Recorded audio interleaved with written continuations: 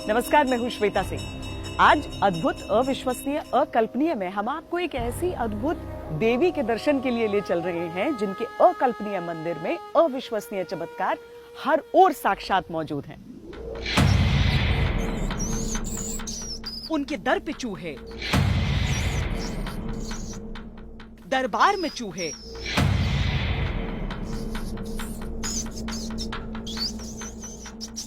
आशीर्वाद में चूहे, प्रसाद में चूहे,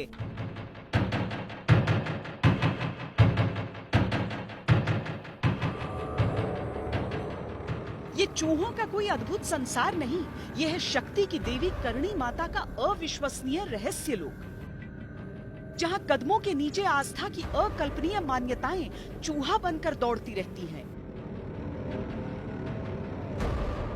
इन चूहों को लेकर सबकी अपनी मान्यताएं हैं, अपना अपना विश्वास है।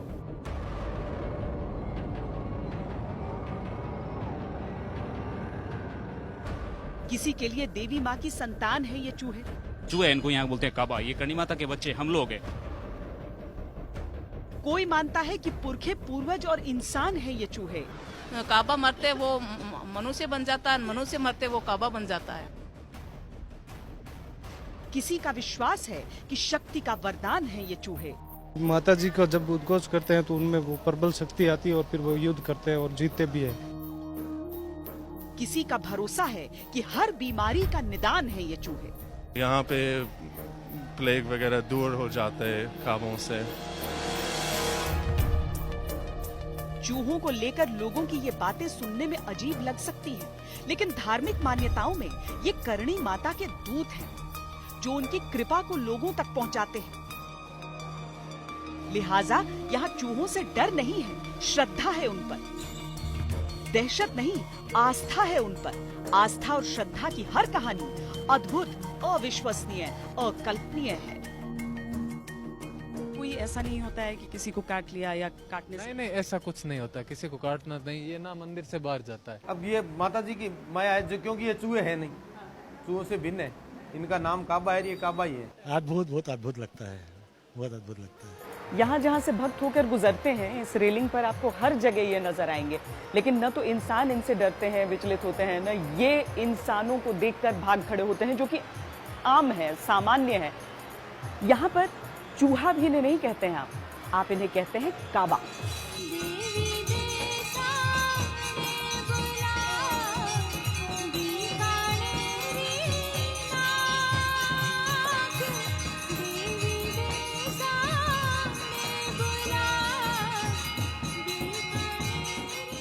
प्रसाद की परातों में, चरणामृत के पात्रों में, दूध के कटोरों में जैसे जैसे चूहों का झुंड बढ़ता जाता है, मंदिर में आए भक्तों के चेहरों पर संतोष के भाव आते चले जाते हैं। उनका विश्वास बढ़ता चला जाता है कि अब जब वो इस जूठे प्रसाद को ग्रहण करेंगे तो उन पर करणी माता की कृपा बरसेगी।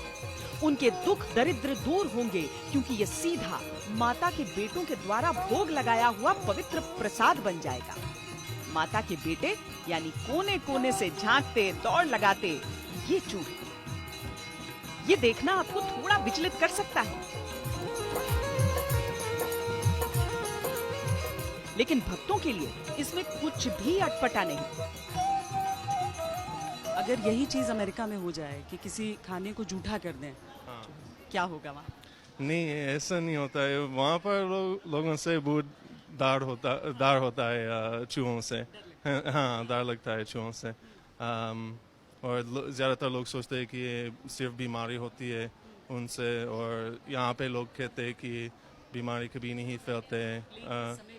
हाँ, यहाँ पे प्लेग वगैरह दूर हो जाते हैं काबों से। इनके जो झूठा वो कुछ होता है, वो चन्नामत भी मैं पीता हूँ, उसे कुछ भी मेरे साइड इफेक्ट नहीं। सुनने में एक बार को अजीब लग सकता है कि चूहों का जूठा प्रसाद और इंसानों की उसमें इतनी गहरी श्रद्धा, लेकिन यहाँ जो दिखता है वो अद्भुत है, जो महसूस होता है वो अविश्वसनीय है, जो लोगों के मुंह से सुनाई देता है वो अकल्पनीय है, क्योंकि ये यहाँ का सच है। ये समझ लीजिए कि जब तक चूहे जूठा नहीं करेंगे तब तक वो प्रसाद माना ही नहीं जाएगा। प्रसाद यही होता है। काबे के जूठा करने के बाद हम माता जी के भोग लगाते हैं, तो जब तक ये नहीं खाते तब तक वो भोग मान्य नहीं होता। इनके खाने के बाद ही वो भोग लगता है और इनके खाने के बाद ही प्रसाद माना जाता है। अब कोई यात्री कहे कि हमें प्रसाद हो तो हम यही उठा के देते हैं उनको, रोज प्रसाद मान के खाते हैं। आस्था ने यहाँ जो रूप लिया है उसके तहत इन्हें चूहा कोई नहीं कहता। इन्हें करणी माता की कृपा सीधे भक्तों तक पहुँचाने वाला काबा कहा जाता है। श्रद्धा ऐसी कि जमीन पर पैर भी इस एहतियात के साथ रखा जाता है कि किसी काबा को चोट न पहुंच जाए, क्योंकि काबा को चोट पहुंचने का सीधा अर्थ है करणी माता के बेटे को चोट पहुंचाना, और ऐसा कोई सपने में भी नहीं सोच सकता। जो लोग भक्त आते हैं उनसे भी डरते नहीं? नहीं, कोई नहीं डरता। आप देखो, कोई काबा किसी से नहीं डरता। ये परंपरा क्या है कि यहाँ पर पैर थोड़ा जमीन, हाँ, थोड़ा घसीटते हुए चलो, जो पैरों के नीचे नहीं आएगा। बिल्कुल, सब सारे लोग ध्यान देते हैं। नहीं, दूसरी जगह तो देखा है, देखकर भागते भी और लोग भी डरते हैं, लेकिन यहाँ पर सब अच्छे से लोगों, मतलब किसी को डर नहीं लगता, सब अच्छे से यहाँ घूमते हैं। चूहे भी किसी को परेशान नहीं करते हैं। लेकिन इंसानों और चूहों के बीच ये कैसा रिश्ता है जो चूहों को देवदूतों का दर्जा देती है? ये कैसी आस्था है जो प्रसाद को जूठा न होने तक प्रसाद नहीं मानती? ये कैसी श्रद्धा है? चूहों के साम्राज्य जैसा दिखने वाला ये स्थान राजस्थान के बीकानेर के देशनोक में करणी माता का मंदिर है। माता करणी यानी शक्ति रूपा मां जगदम्बा का अवतार। लेकिन जिस संख्या में यहाँ चूहे मौजूद रहते हैं, इसे चूहों वाली माता का मंदिर भी कहा जाता है। वैसे तो आस्था पत्थर में महादेव खोज लेती है, इसीलिए चूहों के प्रति श्रद्धा को भी समझा जा सकता है। लेकिन जिस तरह यहाँ चूहों की सुरक्षा के इंतजाम किए गए थे, वो भी अपने आप में अद्भुत था। ये जो जाली यहाँ पर लगाई गई है, ये इनकी सुरक्षा के लिए लगाई गई है, ताकि कोई भी ऐसा पक्षी न हो जो आकर इन पे झपट्टा मारकर इनका शिकार कर सके। हालांकि इनमें से कई चूहे जो हैं वो खुद ही इस जाली के ऊपर चले जाते हैं, लेकिन फिर भी इनके खान पान से लेकर इनकी सुरक्षा तक हर एक चीज का पूरा ख्याल यहाँ पर रखा जाता है। चलो, ये माना जा सकता है किसी समय में चूहे अपनी मर्जी से मंदिर में आए होंगे और धीरे धीरे उनकी संख्या बढ़ती चली गई होगी। ये भी माना जा सकता है कि मंदिर के अंदर मिलने वाले प्रसाद से अभ्यस्त होने की वजह से चूहों का पेट इतना भरा रहता है कि वो और किसी चीज को नहीं कुतरते। लेकिन जब हम ऐसा मान लेते हैं तो कुछ और सवाल उठते हैं। आसपास खाने की दुकानें होने के बावजूद चूहे बाहर क्यों नहीं निकलते? इन चूहों से बीमारी क्यों नहीं फैलती? इतनी संख्या में चूहे होने के बावजूद इमारत की नींव को खोखला क्यों नहीं करते? साथ ही ये सवाल कि सभी चूहों का आकार एक सा क्यों है? इतना खाना मिलने के बावजूद कोई मोटा क्यों नहीं होता? इनकी वैज्ञानिक पड़ताल हम आगे करेंगे, लेकिन अभी तो हमारे सवाल थे और भक्तों के जवाब।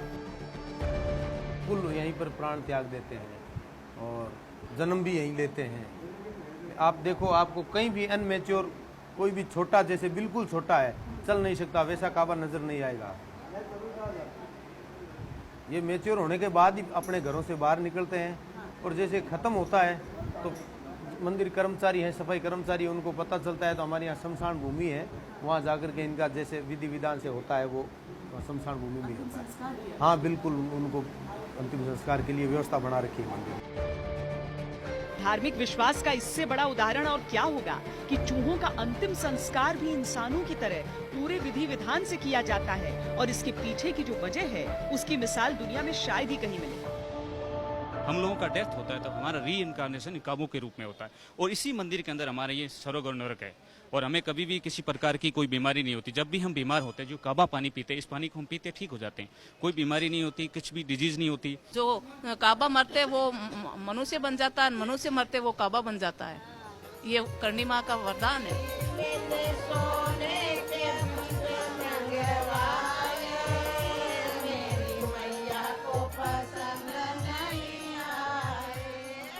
यानी बीकानेर में बसने वाले पूरे चारण समुदाय का विश्वास है कि उनका जीवन चक्र इन चूहों के जन्म और मृत्यु के बीच चलता रहता है। यही वजह है कि इन चूहों की सुरक्षा भी उसी तरह से की जाती है और उन्हें सम्मान भी उसी रूप में दिया जाता है। कभी किसी को चूहों की वजह से कोई मुश्किल आती ही नहीं।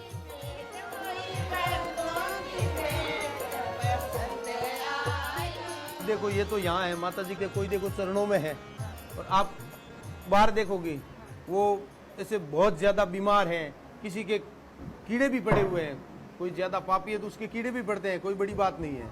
लेकिन जो स्वर्ग नरक हमारा है वो यहीं पर है, हमें धर्मराज से कोई लेना देना नहीं। दिन का कोई पहर ऐसा नहीं गुजरता है जब आप इतनी बड़ी संख्या में इन्हें यहाँ पर न देखें। हालांकि यहाँ पर गिनती की कोई भी परंपरा नहीं रही है।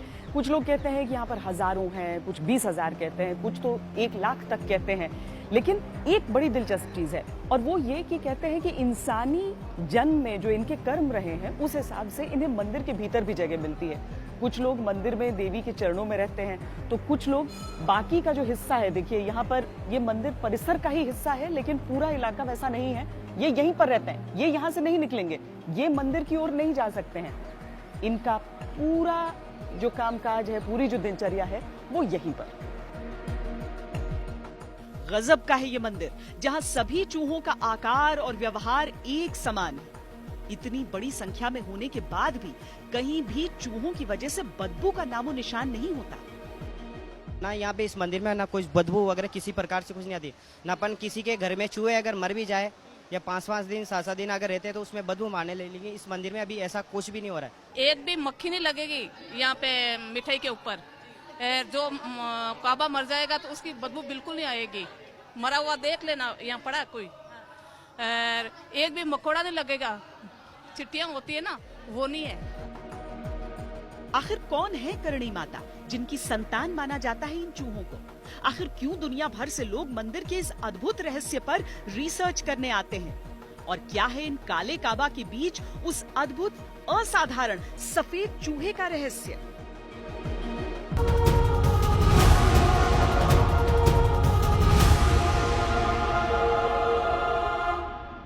बताया जाता है कि 1387 में यहीं पर करणी माता का जन्म एक चारण परिवार में हुआ था।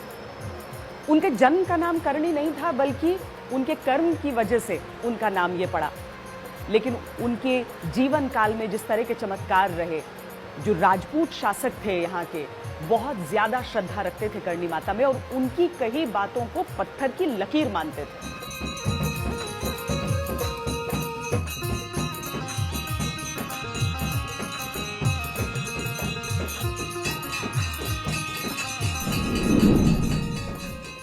राजपुतानी की देवी है करणी माता।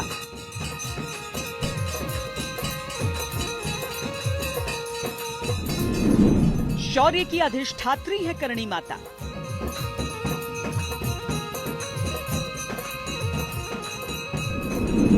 वीरता का वरदान है करणी माता। राजस्थान की शौर्य गाथाओं में जब राजपूत संग्रामों के किस्से चलते हैं तो करणी माता का जिक्र जरूर चलता है। इतिहास गवाही देता है कि करणी माता को हमेशा शूरवीरों ने शक्तिपीठ मानकर पूजा है।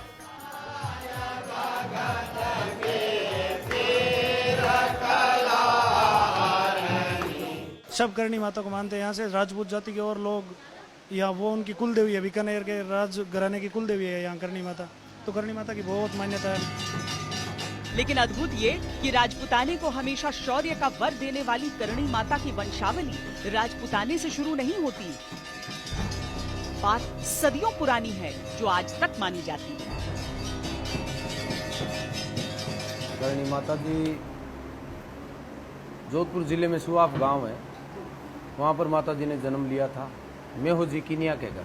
माता जी का जन्म का नाम रिदू था और माता जी के 6 बहनें थी। तो माता जी के जन्म के बाद माता जी की बुआ ने ऐसे बोल दिया, फिर पत्थर आ गया लड़की जन्मने पर, क्योंकि भाई था नहीं। तो फिर उनका जो वो उंगली है वो ऐसी की ऐसी रह गई। फिर 3-4 साल की माता जी की उम्र हुई, उसके बाद वो बाल बना रहे थे। माता जी ने पूछा, बुआ जी ये क्या हो गया है? तो उन्होंने बताया कि भाई मैंने तो ऐसा किया था, ये ऐसा कैसा रह गया। तो फिर माता जी ने वो हाथ उनका सही किया। माता जी का ये बाल्यकाल का जो पर्चा है वो ये है। और बुआ ने नाम रिदू से बदल के और करनी रखा। उसके बाद नाम करनी माता का करनी पड़ा। ये बात आपको चाहे अद्भुत लगे या अविश्वसनीय, लेकिन दुनिया भर की आस्था यहाँ आकर जुड़ती है। यहीं पर हमारी मुलाकात अमेरिका के सियाटल से आए काइल से हुई, जिन्हें प्यार से लोग कबीर भाई पुकारते हैं। करणी माता मंदिर में चूहों के काबा रूप से वो इतना प्रभावित हुए कि हिंदी सीख ली। मैं यहाँ पर करणी माता के बारे में सीखने के लिए इतिहास, देशनोक ऐसा। अभी तक क्या देखा, क्या सीखा? तो अभी बस लोगों से मिलने के लिए आया, क्योंकि भविष्य में पक्का रिसर्च के लिए आना चाहता हूँ। तो हाँ, बस मेरे खास दिलचस्पी है जानवर और इंसान के रिश्तों के बारे में। चूहों और इंसानों के बीच आस्था की डोर को परखते हुए वो उस दौर का भी जिक्र करते हैं जब पहली बार यहाँ आए थे। मेरी माँ को बहुत डर लगता है चूहों से, तो वो हमेशा कहते हैं कि तुम क्यों वहाँ पे है, ऐसा कर रहे। तो हाँ, एक दिन वो यहाँ आएंगी। जिज्ञासा के किसी भी दृष्टिकोण से देखें, करणी माता मंदिर और चूहों के साथ इंसान का रिश्ता अद्भुत है। करणी माता के 4 पुत्र थे, उनमें से सबसे छोटे पुत्र जो लखन जी थे वो यहाँ कपिल सरोवर कोलायत में स्थान है, वहाँ डूब गए थे। तो जब माता जी उनको लाने गए यमराज जी के पास, तो उन्होंने बोला आगे से आपके वंशज के लिए यहाँ कोई जगह नहीं होगी। तब माता जी ने बोला कि भाई ठीक है, हमारे वंश का कोई यहाँ आएगा नहीं। उसके बाद माता जी यहाँ आए। ये हमारे समाज से जो भी देवपूत परिवार से खत्म होता है तो वहाँ यहाँ चूहा बनता है, और चूहे जो खत्म होता है वो हमारे परिवार में जन्म लेते हैं। मान्यताओं का एक रूप ये भी है कि लोगों को इन काले चूहों के बीच तलाश बस किसी किसी को दिखने वाले सफेद चूहे की भी रहती है। जब हम मंदिर में मौजूद थे तब अचानक छज्जे के ऊपर बहुत बारीक सी झलक उस असाधारण काबा की मिली। हलचल को देखकर आसपास के सारे लोग रुक गए। कोई तस्वीरें खींचने लगा, कोई प्रणाम करने लगा। मंदिर में चूहों की गिनती की परंपरा नहीं है, लेकिन इतना समझ लीजिए कि अगर काली प्रजाति के काबा हजारों की संख्या में है, तो ये सफेद काबा मुश्किल से 3 या 4। अगर आपकी किस्मत बहुत अच्छी है तो मंदिर में रहते रहते आपको इनके दर्शन का लाभ मिल जाएगा। और व्हाइट काबा देखना अच्छा माना जाता है, उसे करणी माता का स्वरूप माना जाता है। लोग आस्था से अपनी मनोकामना मांगने आते हैं तो पूर्ण होती है। उसमें एक सफेद भी है जो कभी कभार दिखाई देता है। आपने किया दर्शन? हाँ, 2 बार किया। लोगों का मानना ये है कि अगर आपको सफेद चूहे के दर्शन हो गए तो आपकी मनोकामना पूर्ण होना तय है। वो सफेद चूहे का तो मैं रोजाना सुबह शाम दर्शन करता हूँ। और एक नहीं 2-2 3-3 होते मेरे को। कहते हैं बहुत भाग्यशाली। हाँ बिल्कुल, मेरे भाग्य में है बिल्कुल। हमें जो सफेद काबा नजर आया वो लगभग क्षण भर के लिए ही, क्योंकि उसके आसपास बाकी चूहों के पीछे उसे देखना कठिन था। और फिर जितने चमत्कारी तरीके से वो नजर आया था, उसी तरह नजरों से ओझल भी हो गया। देखिए, यहाँ पर जब भी आपको प्रसाद मिलेगा तो वो चूहों का जूठा किया हुआ होगा और उसे और अच्छा माना जाता है। इनके जूठे किए हुए चरणामृत को ग्रहण किया जाता है। और ये सिर्फ आजकल की बात नहीं है, हमेशा से यहाँ पर था। यहाँ तक कि जब प्लेग जैसी महामारी थी, क्योंकि ये पूरा समूचा क्षेत्र था, गुजरात का सटा हुआ इलाका यहाँ पर है, उस समय भी लोगों की श्रद्धा भी कायम थी और लोग यहाँ पर आते थे तो इनके जूठे किए हुए प्रसाद को ग्रहण करते थे।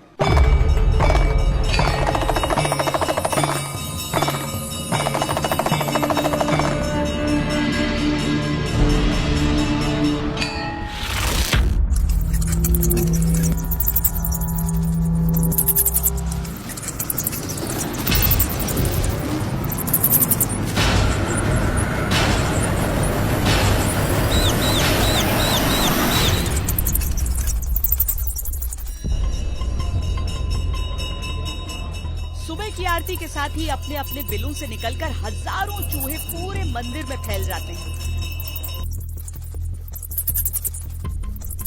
न वो भक्तों के कदमों की आहट से सहमते हैं, न किसी भक्त को इस बात से कोई असर पड़ता है कि चूहे मैया के दर पर हैं, उनके कंधे पर या उनके सर पर। देखने वालों को अद्भुत लगता है, लेकिन भक्तों की नजर में वो सिर्फ और सिर्फ करणी माता की शक्ति का असर है।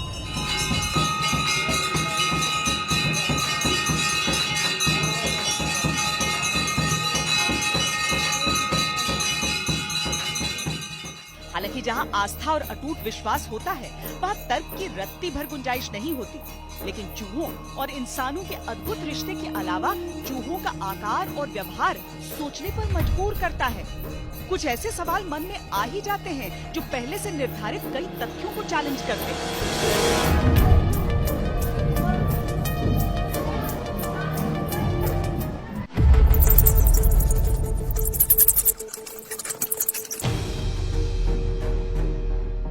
मुख्य मंदिर के गर्भगृह से लेकर परिसर में बने दूसरे छोटे मंदिरों और चबूतरों पर चूहे दौड़ते भागते आपको दिख जाएंगे। जब आप मंदिर की मान्यताओं पर विश्वास करते हैं तो ये आपको सामान्य घटना ही लगेगी। लेकिन हम आपको अब जो बताने जा रहे हैं वो आपको थोड़ा हैरान जरूर करेगा, क्योंकि चूहों का ऐसा व्यवहार आपने पहले कभी न देखा होगा न सुना होगा।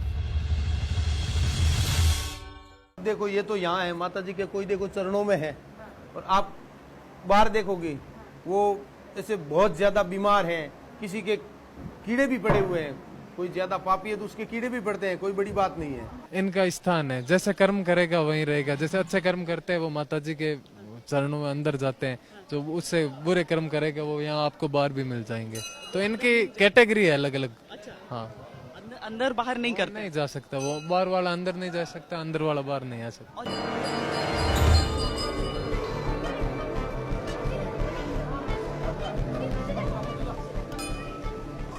ये बात हैरान करने वाली है कि चूहे न सिर्फ मंदिर परिसर के अंदर रहने का अनुशासन मानते हैं, बल्कि माना ये भी जाता है कि उन्होंने मंदिर के अलग अलग हिस्सों के लिए अपनी अपनी सीमा रेखा तय कर रखी है, जैसे वो अपने अपने अधिकार क्षेत्र की किसी अदृश्य लक्ष्मण रेखा से बंधे हों।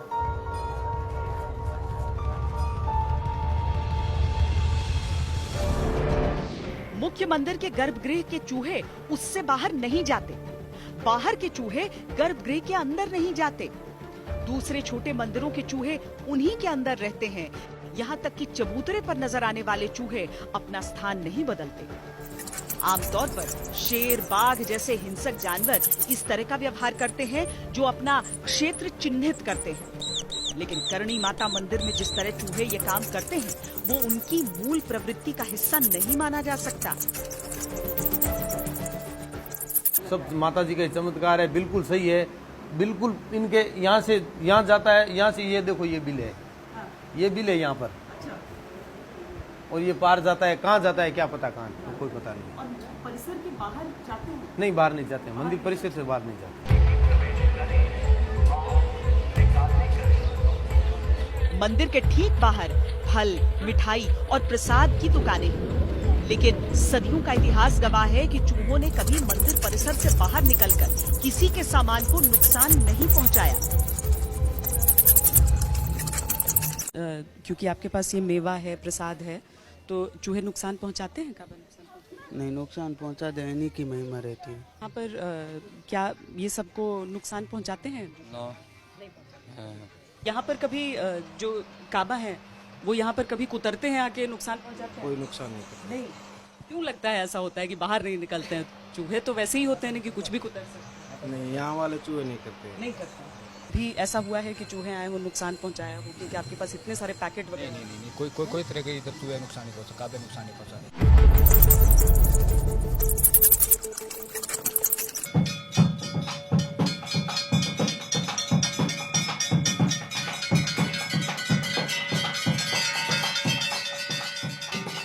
इन चूहों को देखते जाइए, जरा और ध्यान से देखिए, आपको वो नजर आएगा जो अद्भुत तो है ही, अविश्वसनीय और अकल्पनीय भी है। यहाँ न तो कोई छोटा यानी नन्हा चूहा है, न कोई बहुत बड़ा चूहा है। हर चूहे का आकार एक है, हर चूहा साइज में बिल्कुल बराबर है। ये बिल्कुल अलग है, यहाँ पर छोटे चूहे नहीं मिलते, मतलब सब एक सामान, मतलब न तो चूहे होते हैं, सिर्फ चूहे ही होते हैं यहाँ पर। यहाँ जन्म नहीं लेते, जन्म लेते ही नहीं, बस प्राकृति है, सब है एक समान, एक साइज के है, सब चूहे ही है, चूहे नहीं है।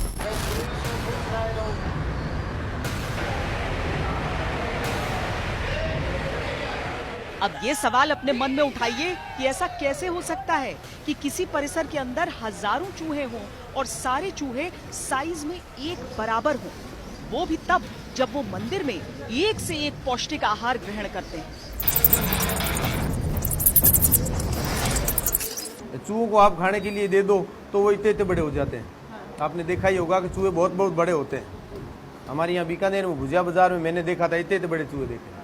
लेकिन इनका साइज फिक्स है। इनको खाने के लिए आप देख रहे हो लड्डू भी है और फ्रूट भी देते हैं, देसी गायों का दूध भी पिलाते हैं। यात्रीगण हैं और वो ये अनाज लेकर के आते हैं, ये अनाज भी खाते हैं, सूखा अनाज भी खाते हैं, सब कुछ इनके लिए खाने का। ये नारियल भी खाते हैं, मतलब अच्छी अच्छी पौष्टिक चीजें भी ये खाते हैं, लेकिन ये साइज इनका यही रहता है।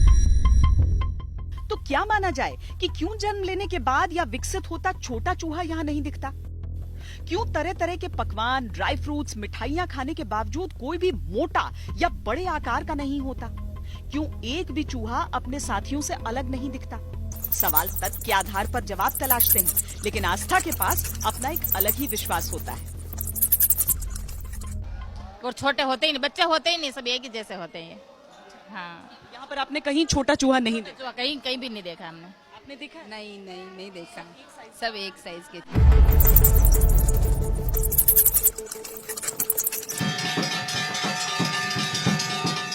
भक्ति का यह दावा है कि माता के प्रताप से हजारों चूहे होने के बावजूद कभी किसी तरह की दुर्गंध नहीं आती। कभी किसी श्रद्धालु को चूहों की वजह से बदबू का सामना नहीं करना पड़ा। यहाँ तक कि मृत चूहों से भी किसी तरह का कोई दुर्गंध नहीं होता।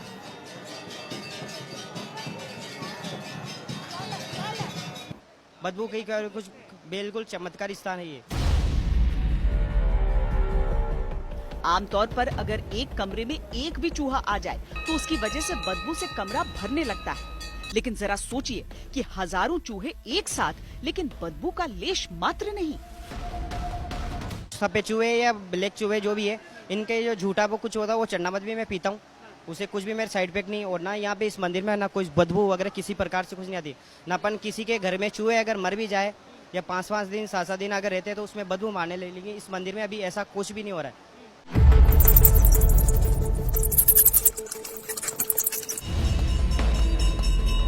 करणी माता मंदिर में भक्ति की शक्ति का एक अद्भुत दावा ये भी दिखता है कि चूहों का जूठा प्रसाद खाकर कभी कोई बीमार नहीं पड़ा। आमतौर पर यह माना जाता है कि चूहों का जूठा खाने से कई तरह की बीमारियां हो सकती हैं। किसी किसी स्थिति में ये घातक भी साबित हो सकता है।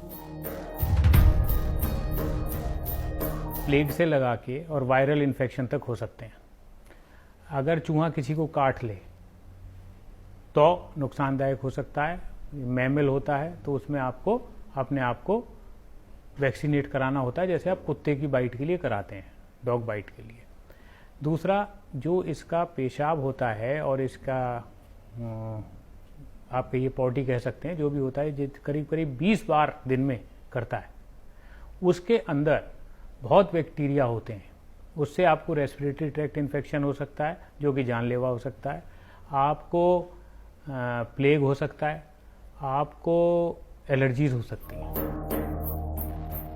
लेकिन श्रद्धा की एक अद्भुत, अविश्वसनीय, अकल्पनीय तस्वीर ये भी कि 1994 में सूरत में कई चूहों की बाढ़ में मौत के बाद प्लेग जैसी महामारी फैली थी। तब एक साथ 50 से अधिक लोगों की मौत हुई और धीरे धीरे प्लेग पूरे देश में फैलता गया। लोग चूहों की तस्वीर तक से डरने लगे थे। लेकिन तब भी करणी माता मंदिर में चूहों को लेकर लोगों की श्रद्धा और विश्वास अडिग रहा।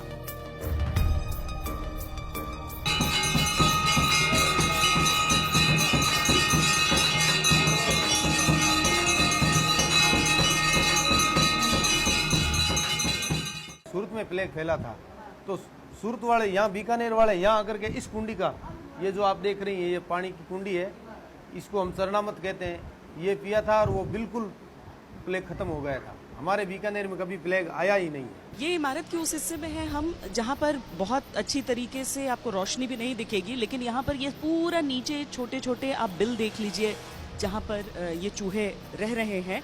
अब सोचिए कि कोई भी एक इमारत हो जहाँ पर चूहों के बिल हो बड़ी संख्या में, वो इमारत कितने दिन तक बचेगी? अब इसका कई 100 साल का इतिहास समझ लीजिए और उसके बाद देखिए कि हर जगह इसी तरीके से उनका जो आवास है, उनके जो बिल होते हैं वो सब हैं, लेकिन उसके बावजूद मजबूती से खड़ी है इमारत। क्या अपने आप में ये अद्भुत नहीं? चूहे इन बिलों में आते दिखते हैं, इन बिलों में वापस जाते दिखते हैं, लेकिन जरा कल्पना कीजिए कि हजारों चूहे इन बिलों में समा जाते हैं, तब वो नींव में कहां और कितनी गहराई तक जाते होंगे? हजारों चूहे क्या एक साथ नींव को खोदते नहीं होंगे? सैकड़ों साल पुराने मंदिर की नींव क्या हजारों चूहों की वजह से कमजोर नहीं होती होगी? सच्चाई ये है कि अगर नींव में चूहे बढ़ते जाएं, तो वो किसी भी इमारत के लिए खतरनाक हो सकते हैं। लेकिन इससे उलट करणी माता मंदिर में हजारों चूहे होने के बावजूद ऐसी स्थिति नहीं है। कभी कोई किसी दीवार का ढहना ऐसा कभी नहीं हुआ इस मंदिर में। एक और अद्भुत बात यह है कि चूहे यानी काबा अपने मूल स्वभाव से बिल्कुल उलट व्यवहार कर रहे हैं। चूहों का मूल स्वभाव होता है चीजों को कुतरना और गंदगी फैलाना। मजेदार बात यह है कि चीजों को कुतरने के पीछे चूहों की मजबूरी होती है, न कि शौक।